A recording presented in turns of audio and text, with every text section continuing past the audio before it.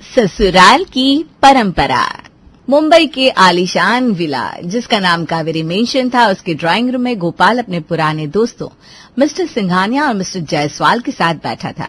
सामने टेबल पर fruit juice और स्नैक्स रखे थे।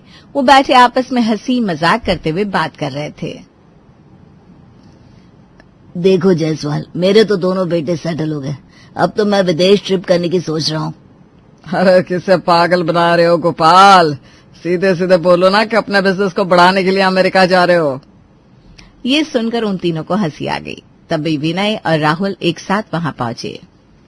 अरे वाह बेटा, दोनों भाई एक साथ, क्या बात है। और बेटा विनय, कैसा चल रहा है बिजनेस? एकदम बढ़िया अंकल। अब कल ही एक बड़ी 500 करोड़ की डील साइन की है। पापा, मुझे एक जरूरी फाइल में आपके साइन चाहिए और आज शाम को क्लाइंट के साथ मीटिंग भी है। ठीक है बेटा, वो फाइल विनय को दे दो, मीटिंग तुम ही अटेंड कर लो, मैं बाद में देख लूंगा। ठीक है पापा। तो गोपाल, अब छोटे बेटे की भी शादी का टाइम आ गया है, कब कर रहे हो उसकी शादी? मिस्टर जायसवाल की बात सुनकर राहुल थोड़ा झिझक गया। तभी मिस्टर सिंघानिया बोले, आप कोई खानदानी लड़की देखो ना इस राहुल बाबू के लिए। क्यों नहीं, मेरी तो हमेशा से यही चाहत रही है कि मेरे घर में कोई अच्छे खानदान की बहू आए। क्यों नहीं, आखिर हम लोगों का स्टैंडर्ड है, शहर में इतना नाम है, तो कोई भी खानदानी लड़की राहुल को देखते ही पसंद कर लेगी। पापा, मैंने लड़की देख रखी है। क्या? राहुल की बात सुनकर सब एक पल को शांत होकर उसे देखने लगे। अरे वाह, लव मैरिज का चक्कर चल रहा है। बहुत बढ़िया राहुल बाबू, तुम तो छुपे रुस्तम निकले। कौन है वो लड़की, किस खानदान की है और उसका स्टैंडर्ड तो हमसे मैच करता है ना? पापा, उसका नाम प्रीति है, छोटे से परिवार की है, कोई खास नहीं है, पर मैं उससे बहुत प्यार करता हूँ। मैं उसी से शादी करूंगा। तू पागल हो गया क्या? मेरे घर की बहू कोई सड़क छाप लड़की नहीं हो सकती। गोपाल यार, तेरे बेटे ने तो तुझे ही सरप्राइज दे दिया। तेरी इज्जत का तो कबाड़ा करवा देगा ये लड़का। दोनों दोस्त हंसकर खड़े होकर कहते हैं, अच्छा चलते हैं हम लोग, तू अपना फैमिली ड्रामा देख भाई। और हो सके तो इस लड़के को थोड़ी अक्ल दे दे गोपाल। दोनों बाहर निकल जाते हैं। गोपाल का चेहरा अपने दोस्तों के सामने हुई अपनी बेइज्जती से गुस्से में लाल हो गया था और उसके चेहरे पर गुस्से और बेइज्जती की लकीरें खींच चुकी थी। वो गुस्से में बोला, तेरी वजह से आज मेरी बेइज्जती होगी। शर्म नहीं आई तुझे ये सब बोलते हुए? पापा, वो बहुत अच्छी लड़की है सच में। चुप कर। अगर तू अपनी मर्जी की करेगा तो फिर जा, मैं अभी तुझे अपना बेटा नहीं मानता। पापा, आप ऐसा कैसे कह सकते हैं? आज के बाद तू इस घर के किसी फैसले में शामिल नहीं हो सकता। लेकिन पापा, आप बिना जाने ही प्रीति को गलत समझ रहे हैं। अगर तू उस लड़की से शादी करेगा तो मेरी प्रॉपर्टी में से 1 रुपया नहीं मिलेगा तुझे। लेकिन पापा, मैं अच्छे से जानता हूँ ऐसी सड़क छाप लड़कियों को। उन्हें बस बड़े घराने के लड़कों को फंसाकर पैसा लूटना आता है, भीख मंगी कहीं की। पापा, आप प्रीति को ऐसा नहीं बोल सकते। वही इस घर की बहू बनेगी। कभी नहीं। अब तुझे जैसे जीना है वैसे जी, लेकिन घर के किसी सदस्य से कोई मतलब मत रखना। गोपाल गुस्से में पैर पटकते हुए अपने कमरे में चला जाता है। अपने पापा की बात सुनकर राहुल के चेहरे पर दुख और उलझन साफ झलक रही थी। वो कुछ देर चुप खड़ा रहा, फिर धीरे से ऊपर की तरफ कमरे में बढ़ गया। उस रात वो कमरे में लेटा सोचने लगा, मुझे जल्दी ही प्रीति से शादी करनी होगी, वरना अगर विनय भैया को इस बारे में पता चल गया तो वो प्रीति के साथ कुछ भी गलत कर सकते हैं। नहीं, मुझे जल्दी कुछ करना होगा। कुछ दिनों बाद राहुल और प्रीति ने कोर्ट मैरिज कर ली। प्रीति अब कावेरी मैंशन की नई बहू बन चुकी थी। वो दिखने में तो साधारण थी, लेकिन बहुत समझदार और संस्कारी लड़की थी। घर में कदम रखते ही वो सबसे पहले कावेरी के पांव छूती है, लेकिन तभी, मुझे छूने की कोई जरूरत नहीं है। ध्यान रखना, कोई भी इससे बात नहीं करेगा। जो करेगा उसे घर से बाहर जाना पड़ेगा। लगता है पापा बहुत गुस्से में है। इस राहुल ने तो हमारे खानदान की नाक कटवा दी। लेकिन इसमें राहुल की क्या गलती है? सारी गलती इस सड़क छाप लड़की की है। इसी ने राहुल को अपने प्यार के जाल में फंसाया। अगर राहुल इसे अपनी मर्जी से लाया है तो जैसे चाहे रहे, लेकिन घर के लोगों से इसका रिश्ता नहीं रहेगा। इसे ऊपर वाला कमरा दे दो, वहीं रहे ये। राहुल, सुना तुमने पापा जी ने क्या कहा? अब ले जाओ इस भीख मंगी को यहाँ से। प्रीति सब कुछ सुन रही थी, पर उसकी आंखों में आंसू थे। राहुल उसका हाथ पकड़कर चुपचाप ऊपर वाले कमरे की ओर जाने लगता है और उसे बेड पर बिठाकर समझाता है, सॉरी प्रीति, आज मेरी वजह से तुम्हें इतना कुछ सुनना पड़ा। दरअसल अभी सब मुझसे नाराज है, जल्दी सब ठीक हो जाएगा। कोई बात नहीं राहुल, मैं समझती हूँ। आप बस अपने बिजनेस पर ध्यान दो, घर की चिंता छोड़ दो। थैंक यू यार, आई एम वेरी हैप्पी कि मुझे इतनी समझदार पत्नी मिली। उधर रोमा को घर में सब महारानी कहते थे, लेकिन उसके मुंह के पीछे असल में वो अपने रौब और अक्कड़ के लिए जानी जाती थी। वो ना किसी से ठीक से बात करती, ना खुद कोई काम करती, बस हर वक्त सोफे पर बैठी सारे नौकरों को हुक्म देती रहती। रामू और कमला तो उसके नाम से कांपते थे। कमला, ये कैसे झाड़ू लगाई है तूने? आंख फूट गई है क्या तेरी? ते कितने धुलैया? माफ करना मेम साहब, अभी फिर से कर देती है। और रामू, ये पानी में क्या गटर का पानी मिला लाया है? कितना गंदा है ये, घिन आ रही है मुझे इससे। जा दोबारा लेकर आ। माफ कर दीजिए मेम साहब, अब से ध्यान रखूंगा। ध्यान तो रखना ही पड़ेगा, कोई एहसान नहीं कर रहे हो मुझ पर। घर के बाकी लोग रोमा की इस बदतमीजी से परेशान थे, लेकिन कोई कुछ नहीं कहता था, क्योंकि विनय रोमा को हर बार सपोर्ट करता था। पर इसी वजह से रोमा की हेकड़ी 7वें आसमान पर होती है। लेकिन घर की नई बहू प्रीति, उसकी तो सोच ही अलग थी। देखो राहुल, मुझे भी पता है अभी सब कुछ बहुत मुश्किल लग रहा है। प्रीति, मुझे डर लगता है तुम्हारे लिए, ये घर, ऐसा माहौल, सब कुछ। डरने की जरूरत नहीं है, मैं जानती हूँ ये कुछ दिनों की बात है। मैं हर चीज को समझूंगी, सीखूंगी और सबको अपना बना लूंगी। तुम इतनी स्ट्रांग कैसे हो यार? क्योंकि तुम मेरे साथ हो। तुम बस जाकर अपनी मीटिंग देखो, यहाँ का सब मुझ पर छोड़ दो। एक दिन रोमा घर से बाहर शॉपिंग करने गई थी और उधर दोपहर के वक्त घर में सब भूखे बैठे थे। किचन अब तक खाली पड़ा था। कमला और रामू तो डर के मारे जैसे आग में तवे की तरह सिक रहे थे। रामू, अगर खाना नहीं बना तो मेम साहब हमको नौकरी से निकाल देगी और सजा देंगी सो अलग। अरे तो मैं क्या करूं, मुझे तो आलू तक उबालना नहीं आता, तू जाकर कुछ करना। अरे मैं क्या करेगी, जादू नहीं है मेरे पास कि चुटकी बजाते खाना बन जाएगा। क्या हुआ कमला? देखो ना मेम साहब, अभी तक खाना नहीं बना है, सब भूखे हैं और रोमा मेम साहब अब तक बाहर से आई नहीं है। आप लोग चिंता मत करो, मैं सब संभाल लूंगी, आप बस थोड़ा हाथ बटा देना। सच में? आपको खाना बनाना आता है? हाँ, चलो मेरे साथ। प्रीति ने बिना देर की किचन संभाल लिया। उसने फटाफट दाल, पनीर की सब्जी, पुलाव, रोटी और सलाद बना डाली। खाना इतना स्वादिष्ट था कि जब सबने खाया तो उनकी आंखें चमक उठी। वाह, आज तो खाना लाजवाब है। रोमा ने बनाया है? हाँ पापा, लगता तो वैसा ही है। बहुत बढ़िया, रोमा ने आज कमाल कर दिया। थैंक यू पापा जी, आपकी तारीफ ही मेरे लिए सबसे बड़ी बात है। वाह, ये तो पूरा क्रेडिट खुद ले गई, बेशर्म कहीं की। गोपाल खाना खाकर बहुत खुश हुआ और अपने कमरे में चला गया, लेकिन प्रीति चुपचाप सबकी प्लेट समेटने लगी।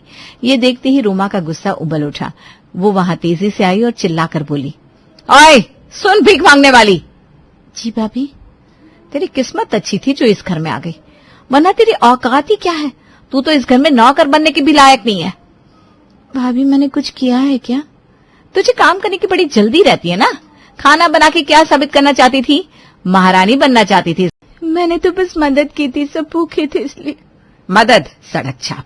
तेरी औकात क्या है इस घर में? हम खानदानी लोग हैं, तू राहुल से भीख मांग के आई है ना इस घर में। याद रख, इस घर में जो मेरी मर्जी होगी वही चलेगा। रोमा, बस करो, ये क्या तरीका है बहू से बात करने का? नौकर देख रहा है ना। मम्मी जी, आप बीच में मत आइए, मैं देख लूंगी इसे। और इसकी औकात तो नौकर बनने की भी नहीं है जो आप इसकी बेइज्जती की सोच रही हैं। रोमा की चीख पुकार से राहुल अपने कमरे से बाहर आया। उसने जब प्रीति को रोते हुए देखा तो उसका खून खौल उठा। वो रोमा से बोला, भाभी बस कीजिए, बहुत हो गया। तू बीच में मत आ राहुल, ये तेरी बीवी है या नौकर? मुझे मत सिखा। आप मेरी बीवी को इस तरह नहीं बोल सकती भाभी। क्यों? तू अब इसके लिए मुझसे लड़ाई करेगा? नहीं भाभी, लेकिन मैं प्रीति को इस हाल में नहीं देख सकता। तो ले जा इसे यहाँ से, बहुत एहसान कर रही है सब पे। बेवकूफ कहीं की। चलो प्रीति। मैंने कुछ गलत नहीं किया प्रिया। अब रोमा अपने घमंड की आग में और भी जलने लगी थी और राहुल प्रीति को अपने साथ कमरे में ले गया। कमरे में पहुंचती ही प्रीति जोर जोर से रोने लगी। राहुल प्रीति की यह हालत देखकर परेशान हो जाता है। प्रीति चुप हो जाओ, वैसे मत रो प्लीज, बताओ क्या हुआ? राहुल, हर बार रोमा भाभी बेवजह ताना मारती है, मैं कुछ भी करूं तो बेवजह गलती निकालती है। देखो प्रीति, तुमने तो बस मदद करनी चाहिए थी ना। हर घर में शुरू में थोड़ा एडजस्ट करना पड़ता है, लेकिन तुम जैसे समझदार लड़की ऐसे रोएगी तो कैसे चलेगा? राहुल, अब मैं चुप नहीं रहूंगी। मैं अपनी पहचान खुद बनाऊंगी। मुझे सिर्फ एक मौका चाहिए खुद को साबित करने का, और वो मैं करूंगी। मुझे तुम पर गर्व है, और हाँ, मैं हमेशा तुम्हारे साथ हूँ हर कदम पर। राहुल की बात सुनकर प्रीति मुस्कुराई और उसकी आंखों में चमक आ जाती है। अगले दिन दोपहर के समय गोपाल के ऑफिस के 3 क्लाइंट अचानक एक जरूरी फाइल लेने घर आ जाते हैं। उस समय घर पर कोई नहीं होता, केवल प्रीति और नौकर होते हैं। हमें गोपाल जी ने एक फाइल के लिए भेजा है, क्या आप दे सकते हैं? जरूर सर, आप अंदर आइए, मैं अभी फाइल लेकर आती हूँ, आप यहाँ बैठिए। क्लाइंट ड्राइंग रूम में बैठकर आपस में ही पैकेजिंग कॉस्ट के बारे में बातें करने लगते हैं। प्रीति तुरंत स्टडी रूम में जाती है और फाइल निकाल कर ले आती है। ये रही वो फाइल। और आप क्या पीना चाहेंगी, चाय या कॉफी? आप कौन है? पहले आपको कभी यहाँ देखा नहीं। मैं प्रीति, गोपाल जी के छोटे बेटे की वाइफ हूँ। ओह मैम, आई एम सॉरी, हमको पता नहीं था। कोई बात नहीं, आपने बताया नहीं। चाय या कॉफी क्या लेंगे आप लोग? अब तो बहुत प्रोफेशनल लग रही हैं। जी हाँ, मैं कॉमर्स में पढ़ी हूँ तो थोड़ी बहुत इन्फॉर्मेशन है। वैसे आपने पैकेजिंग कॉस्ट की बात की थी ना? यस मैम, उसका ही प्रॉब्लम सॉल्व नहीं हो पा रहा है। अच्छा, वैसे क्या आपने बायोडिग्रेडेबल लोकल रैप्स का इस्तेमाल करने पर सोचा? वो सस्ते होते हैं और आजकल ट्रेंडिंग में भी है। और वाह, ये तो सच में अच्छा आइडिया है। हम गोपाल सर से जरूर इस बात पर बात करेंगे। Thank you ma'am. तीनों ऑफिस जाते हैं तो गोपाल से कहते हैं, सर आपकी छोटी बहू तो बहुत ही समझदार और होशियार है। उन्होंने हमें जिस तरह से वेलकम किया और आइडिया दिया, हम बहुत इम्प्रेस हो गए। ये सुनकर गोपाल चौंक जाता है, लेकिन वो प्रीति के दिमाग के बारे में सोचकर मुस्कुराता है। थोड़ी देर बाद, okay gentleman, meeting over. And yes, वो बायोडिग्रेडेबल लोकल रैप्स का यूज कर लेना, वो सही चॉइस है। Okay sir. अब कुछ दिन बाद घर में एक बड़ी पार्टी होती है। गोपाल ने विनय से पहले ही कहा था कि पार्टी के लिए महंगी शराब का इंतजाम कर ले, लेकिन विनय भूल जाता है। फिर रोमा कुछ पुरानी बोतलें सजाकर सबके सामने रख देती है, जो दिखने में तो महंगी लगती है पर एक्सपायर हो चुकी थी। बेबी, आप टेंशन ना लो, मैंने बोतलें किचन में मंगा कर रख दी थी। थैंक्स बेबी, तुमने मुझे पापा की डांट से बचा लिया। जब प्रीति किचन में जाती है और उसकी नजर उन बोतलों पर पड़ती है, वो डेट चेक करती है और चौंक जाती है। हे भगवान, ये तो एक्सपायरी डेट की शराब है। अगर किसी ने पी ली तो बहुत नुकसान हो सकता है। मुझे ये बदलनी पड़ेगी। वो तुरंत एक्शन लेती है। रामू और कमला को बुलाती है। रामू, जल्दी से ये सारी बोतलें हटा दो। और कमला, तुम नई ब्रांडेड बोतलें मंगवाओ, एकदम अच्छी क्वालिटी की। मैं नहीं चाहती कि किसी की तबीयत खराब हो। जल्दी करो। जी मैम, सब अभी करता हूँ। प्रीति ने जल्दी ही सब संभाल लिया और नई बोतलें भी आ जाती हैं और पार्टी एंजॉयमेंट के साथ सही से चलती रहती है। सारे मेहमान बोतलों की चॉइस देकर बहुत खुश होते हैं। वाह गोपाल जी, क्या ब्रांड चुना है आपने, मजा आ गया। आपकी चॉइस तो सच में यूनिक है, शानदार इंतजाम किया है। रोमा मुस्कुरा रही थी, मानो ये सब उसकी तारीफ हो। लेकिन तभी रामू और कमला धीरे से गोपाल के पास जाते हैं। सब ये सब प्रीति बहू ने किया है। पुरानी शराब एक्सपायरी वाली थी, उन्होंने चेक करके सब बदलवा दी, वरना बहुत बड़ी गड़बड़ हो जाती आज। गोपाल कुछ पल के लिए चुप रहता है और सोचता है आज प्रीति की वजह से उसकी इज्जत मिट्टी में मिलने से बच गई। ठीक है, तुम लोग अपना काम करो जाकर। पार्टी खत्म होने के बाद जब रात को गोपाल अपने कमरे में बैठा सोच रहा था, वो प्रीति के सारे काम याद करने लगा। बिजनेस मीटिंग की फाइल, बायोडिग्रेडेबल लोकल रैप्स का आइडिया, क्लाइंट को इम्प्रेस करना और आज शराब के मामले में घर की इज्जत बचाना। धीरे धीरे उसके मन में प्रीति की एक पॉजिटिव इमेज बनने लगती है। प्रीति वाकई में समझदार लड़की है और उसका दिल भी साफ है। इतनी बार उसने मेरी मदद की और मैंने कभी उसकी तारीफ नहीं की, उल्टा मैं तो उसे सुनाता रहा। अगले दिन शाम को पूरा परिवार खाने की टेबल पर बैठा था। रोमा हमेशा की तरह रौब झाड़ रही थी। वो बार बार कमला और रामू को हुक्म देती जा रही थी। रामू, जा जल्दी से दाल लेकर आ, और हाँ, सलाद भी जल्दी ला। और कमला, तू ये क्या मटक मटक की चल रही है, जल्दी कर। जी मैम साहब। अब तू खाली मत बैठ, सबको पानी सर्व कर जल्दी। कमला हड़बड़ी में दौड़ते हुए फिसल गई और जोर से गिर पड़ी। सारे घर वाले उसके धड़ाम से गिरने पर घबरा गए। मेरे कमर मर गई रे, बहुत दर्द हो रहा है। ये देखकर प्रीति सबसे पहले भागी। उसने कमला को उठाया और तुरंत फर्स्ट एड बॉक्स ले आई और उसके घाव को साफ करके उस पर पट्टी बांधी और फिर खुद ही सबको खाना सर्व करने लगी। नाटक करने में तो माहिर है तू। जब देखो तब मासूम बनकर सबको इम्प्रेस करने की कोशिश करती रहती है, सड़क छाप। ये सुनकर प्रीति की आंखों में आंसू आ गए, लेकिन उसने कुछ नहीं कहा। तभी गोपाल अचानक कुर्सी से उठकर खड़ा हुआ। बस करो रोमा, ये क्या तरीका है बात करने का? तुम्हारा दिमाग तो ठीक है? पूरा घर सन्न रह गया। रोमा को जैसे करंट लग गया। उसने पहली बार गोपाल को इतने गुस्से में देखा था। प्रीति बेटा, तुमने हर बार इस घर की इज्जत बचाई है। आज से तुम इस घर की बहू हो। मैं पूरे हक के साथ तुम्हें एक्सेप्ट करता हूँ। आज आपने मेरे दिल की बात बोल दी। ये सुनकर प्रीति की आंखों में खुशी के आंसू छलक आए। कमरे में एक अलग ही माहौल बन गया। सब ये देखकर चौंक रहे थे। पापा जी, आप मेरे पापा जैसे हैं। मैं आपसे नाराज नहीं हूँ। थैंक यू पापा, आज आपने मेरी पसंद को एक्सेप्ट कर लिया। अब चलो सब मिलकर खाना खाओ।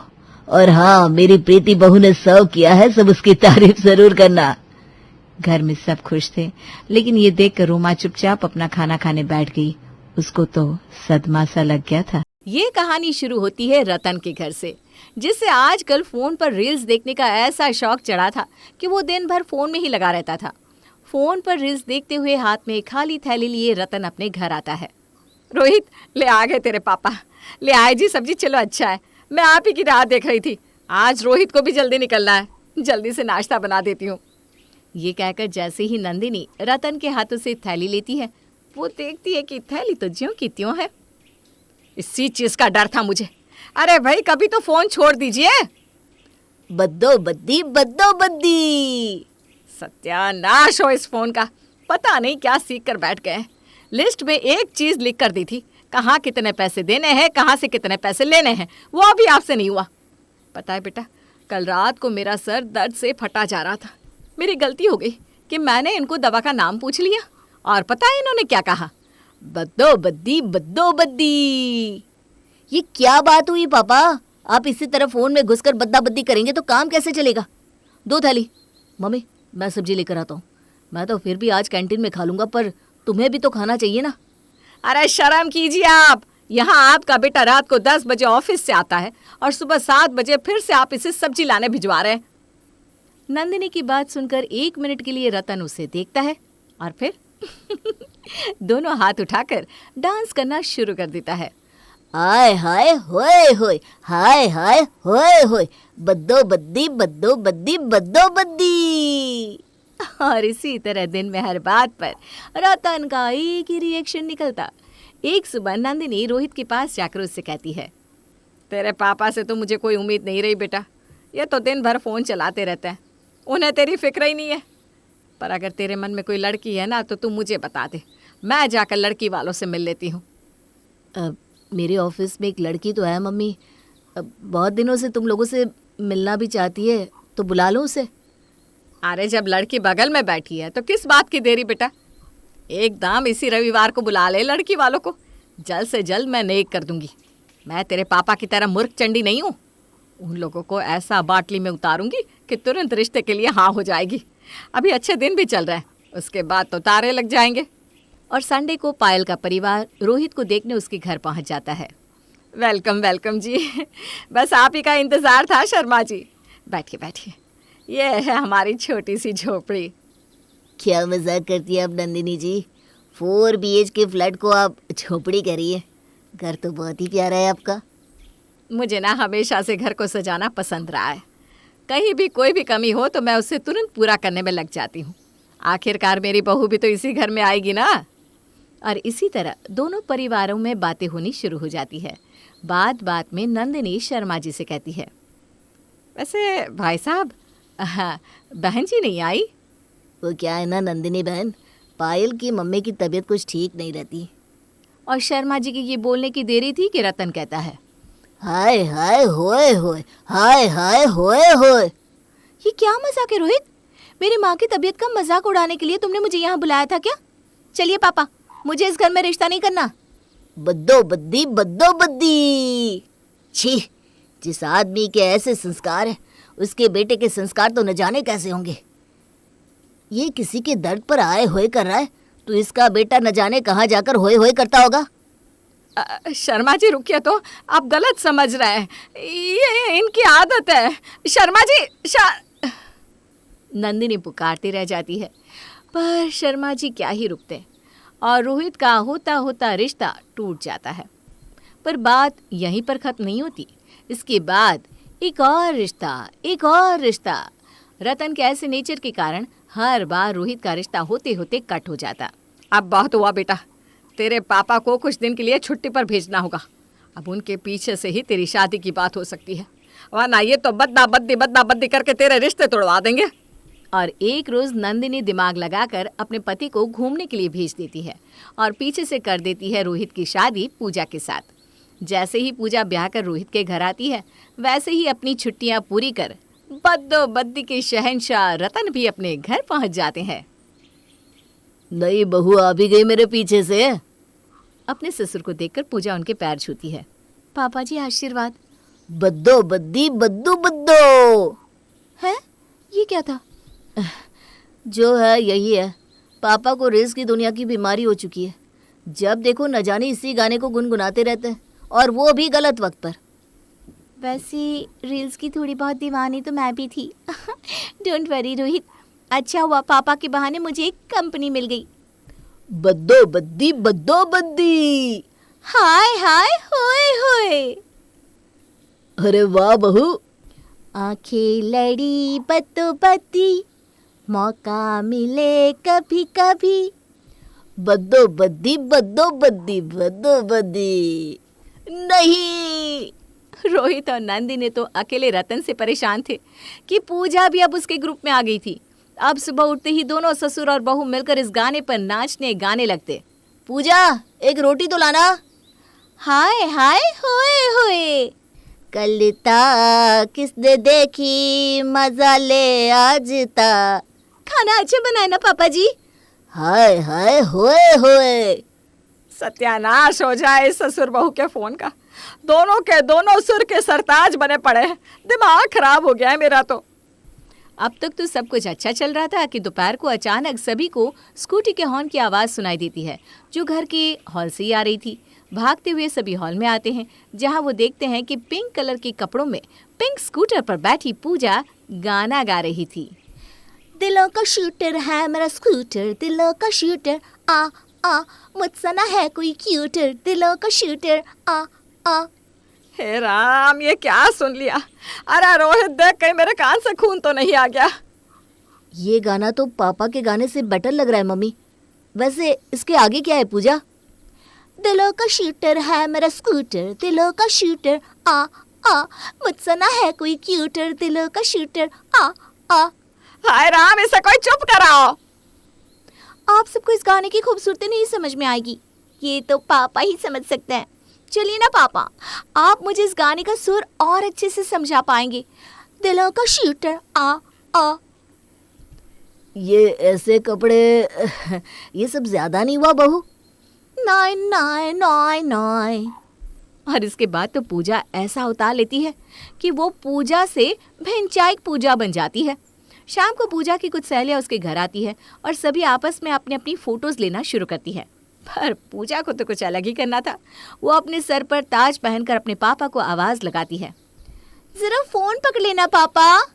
सेल्फी मैंने ले ली आज, सेल्फी मैंने ले ली आज, सर पे मेरे रहता ताज, सेल्फी मैंने ले ली आज, सेल्फी मैं लेती जाऊं।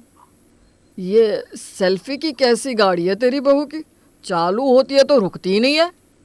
हाय हाय होए होए, आपकी बहू हूं ना पापा जी। पूजा 24 घंटे अपने ससुर के आसपास घूमती और उन्हें हर वक्त एक नया गाना सुनाती रहती, जिससे अब रतन भी बुरी तरह परेशान हो चुका था। एक सुबह रतन नहाने जाता है, जहां वो देखता है कि बाथरूम में बाल्टी के साथ मग की जगह लोटा रखा हुआ है। अरे ये बाथरूम में लोटा किसने रख दिया? मेरा मग कहाँ है? बहू कहाँ है तू? अपने ससुर की आवाज सुनकर भागती हुई पूजा वहां आती है। कोई काला लोटा, कोई पिल्ला लोटा, बम बम बम। अपनी बहू के मुंह से ऐसा कोड वर्ड सुनकर गमछा लपेटकर रतन बाथरूम से बाहर आता है। अरे बहू, ये क्या बोल रही है तू? क्या बम? कौन सा लोटा? कोई पिल्ला लोटा, कोई काला लोटा। अरे ये क्या लोटा लोटा लगा रखा है? मैं कह रहा हूँ ये लोटा किसने कहाँ रखा है? बम बम बम। सत्यानाश हो। अरे नंदिनी जी कहाँ हैं आप?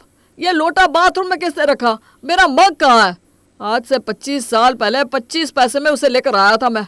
आज तक उसे कुछ नहीं हुआ और आज उसकी जगह इस लोटे ने कैसे ले ली? ये सुनने के बाद नंदिनी कहती है, 2 मछली पानी में गई, छपाक छपाक छपाक। 3 मछली पानी में गई, छपाक छपाक छपाक। अरे बस बस बस, अब और नहीं, अब और कुछ करने की ज़रूरत नहीं है आप सबको। मैं सब कुछ समझ गया हूँ। यह सब सुनने के बाद मुझे समझ में आ रहा है कि किस तरह मेरे बद्दो बद्दी के भूत से आप सब परेशान हो गए होंगे। पर अब बहू का भूत हम कैसे निकालेंगे? कैसा भूत पापा जी? मुझ पर तो कोई भूत था ही नहीं। आपका भूत उतारने के लिए ही मैंने एक्टिंग का भूत चढ़ाया था।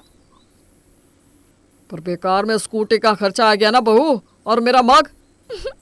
वो स्कूटी तो वर्मा अंकल की थी पापा जी, जिसको मैंने पिंक कलर का पेंट कर दिया था। और मग आपके कमरे में ही है। दिलों का शूटर है मेरा स्कूटर, आ आ आ। अब नहीं बोलूंगा मैं। बद्दो बद्दी बद्दो बद्दी। हाय हाय होए होए। दिखावा बहुत ही खराब बीमारी है। कहते हैं ना, जिसे दिखावे की बीमारी लग जाती है उसका कहीं कोई गुजारा नहीं है। एक दिन राधा पड़ोसी से कहती है, वो क्या है ना, मेरी बहन आ रही है आज शाम को 2 घंटे के लिए। वो जो आपका सोफा है ना, काला वाला लेदर का वो जरा मैं अपने घर में रखवा सकती हूँ क्या? हाँ, पर बहन के लिए हमारे घर का सोफा क्यों? वो क्या है ना, मैंने उन लोगों को बताया कि ये सोफा मैंने लिया है, तो मुझे क्या पता था कि वो घर ही आ जाएगी। प्लीज, ये मेरी इज्जत का सवाल है। अब भाई सवाल इज्जत का है तो क्या किया जा सकता है। दे देती है पड़ोसन सोफा राधा को, लेकिन सोफा देते वक्त, देखिए राधा जी, ये सोफा मैं आपको सिर्फ 2 घंटे के लिए दे रही हूँ, लेकिन इसे गंदा ना होने दे। और हाँ, बच्चे बैठे तो संभल कर, जरा सी नुकीली चीज लगी नहीं तो सोफा खत्म। अरे कैसी बात कर रही हैं, कैसी बात कर रही हैं आप? दूसरों की चीजों को कैसे संभाला जाता है अच्छे से जानती हूँ मैं। हाँ, खैर दिखावे के लिए ही सही सोफा पहुंच जाता है राधा के घर और शाम को आ जाती है बहन। मासी मासी कैसी है आप? वाओ, कितना प्यारा सोफा है। वाओ, ये तो बिल्कुल फिल्मों जैसा है। ये बोलकर बच्चे सोफे पर कूदने लगते हैं कि राधा, अरे नहीं नहीं नहीं, सोफे पर मत कूदो ना बेटा, ना ना ना। राधा की बहन समीरा बोल पड़ती है, वाह दीदी वाह, ये सही है। मेरा बेटा थोड़ी देर खेल भी नहीं सकता क्या? अरे नहीं नहीं, वो बात क्या है ना कि सोफा थोड़ा कह रहा था, कहाँ से आया ये सोफा? क्या बात है दीदी, जीजा जी को बताए बिना सोफा खरीद लिया क्या? वो क्या है ना, मैं जा रही थी धनिया खरीदने, रास्ते में मुझे ये सोफा अच्छा लगा तो मैंने खरीद लिया। वाह दीदी, ये तो लाखों का लग रहा है। राधा तो अब अपनी तड़ी में आ जाती है। लाख? लाख क्या अमाउंट है मेरे लिए? अरे कई बार तो मैं चौक तक रिक्शा लेती हूँ और मन कर गया तो फ्लाइट से मनाली मसूरी घूम कर आ जाती हूँ। हाँ। देख रहे हो मेरी दीदी के पास कितना पैसा है? जीजा जी कितना पैसा कमाते हैं कि लेने निकलती है 10 रुपए का धनिया और ले आती है लाख रुपए का सोफा। तभी पीछे से कुछ फटने की आवाज आती है। माँ। अरे अरे अरे, क्या हो गया बच्चा? सभी देखते हैं कि बच्चा जमीन पर गिरा होता है और उसके हाथ में सोफे का कपड़ा होता है। बच्चे ने सोफा फाड़ दिया होता है, जिसे देखते ही राधा बौखला जाती है। अरे ये क्या कर दिया? राधा को तो न जाने क्या हो जाता है, वो जोर जोर से रोने लगती है। अरे क्या हो गया? फट गया तो दूसरा ले लेना, फिर कभी मिर्ची धनिया लेने निकले तब ले लेना। क्या समीरा, कैसी है तुम्हारी दीदी? इतनी छोटी सी चीज के लिए ऐसे रो रही है जैसे खुद खरीदा सोफा नहीं, पर हम लोगों को दिखाने के लिए पड़ोसी से मांग लाई हो वो सोफा पटा हो। समीरा, क्या सच्ची? हाँ, वैसे मुझे याद आ रहा है, पड़ोसी के घर थोड़ी देर पहले ही ये सोफा उतारा जा रहा था। वैसे दीदी ये कर सकती है, उनसे यही उम्मीद है। लेकिन दीदी, ये तो मैं थी, आपकी छोटी बहन। मुझसे दिखावा करने की क्या जरूरत थी? मुझे माफ कर दे, मैं आपसे किसी का सामान लेकर नहीं आऊंगी। अरे अगली बार की छोड़ो, इस बार का क्या करेंगे? ये सोफा कैसे? जीजा जी, मैंने फैशन डिजाइनिंग का कोर्स किया है। मैं सोफा अभी ठीक कर देती हूँ। पता भी नहीं चलेगा कि ये कभी फटा भी था।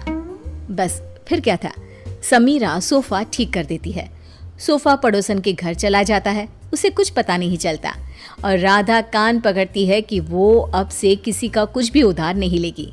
लेकिन फिर एक दिन राधा की सहेली, यार राधा, कितना वक्त हो गया, हम लोगों ने बात भी नहीं की। कैसी है तू? मैं तो मस्त हूँ। तू बता, क्या चल रहा है? कहाँ घूम रही है? अरे कुछ नहीं, बहुत समय हो गया था तो सोचा तुझसे मिलने आओ। तो खाना बना लेना, मैं और मेरी ननद आएंगे खाने पर। और हाँ, मेरी ननद ना बहुत बड़े घर की है, तो थोड़ा स्टेटस देख लेना। हाँ अरे कैसी बात कर दी, वो तो तू ना भी बोलती ना तो मेरा स्टेटस खुद बोलता। वैसे भी यार मैं बहुत रईस हूँ। हाँ, तूने मेरे सोशल मीडिया नहीं देखे क्या? अब क्या था, राधा के घर उसकी सहेली आ रही थी, तो जो वो दिखावे वाला कीड़ा था ना, फिर से उछाले मारने लगता है। राधा किचन में जाती है जहां पर, हाय रे, मेरे पास तो ये सिंपल सा डिनर सेट है। अब कैसे मैं उसे अपना हाई प्रोफाइल वाला स्टेटस दिखाऊंगी? एक काम करती हूँ, वो जो नई पड़ोसन आई है उसके घर से ले आती हूँ, कम से कम इज्जत तो बनी रहेगी। राधा पड़ोसन के घर जाती है और देखती है कि सामने ही शोकेस में महंगा वाला डिनर सेट लगा होता है। वो क्या है ना, मेरे घर में कुछ ज़्यादा ही लोग आ रहे हैं, तो वो नीला वाला डिनर सेट आप मुझे दे सकती हैं प्लीज़? पड़ोसन नई होती है, मोहल्ले में जान पहचान बनाने के लिए बिना ज़्यादा बोले वो डिनर सेट तो दे देती है, लेकिन देते वक्त आप ले जाइए, बस ये ध्यान रखिए कि ये रोम से आया है, मेरे पति लाए थे, तो लाखों का है ना? लो कर लो बात, वो तो देख कर ही लग रहा है। क्या है ना, मेरे पति भी विदेश का ही सामान घर पर लाते हैं। मेरे पास सेम टू सेम था, पर पुराना हो गया था ना, तो मैंने नौकरानी को दे दिया था। हाय रे, सच्ची?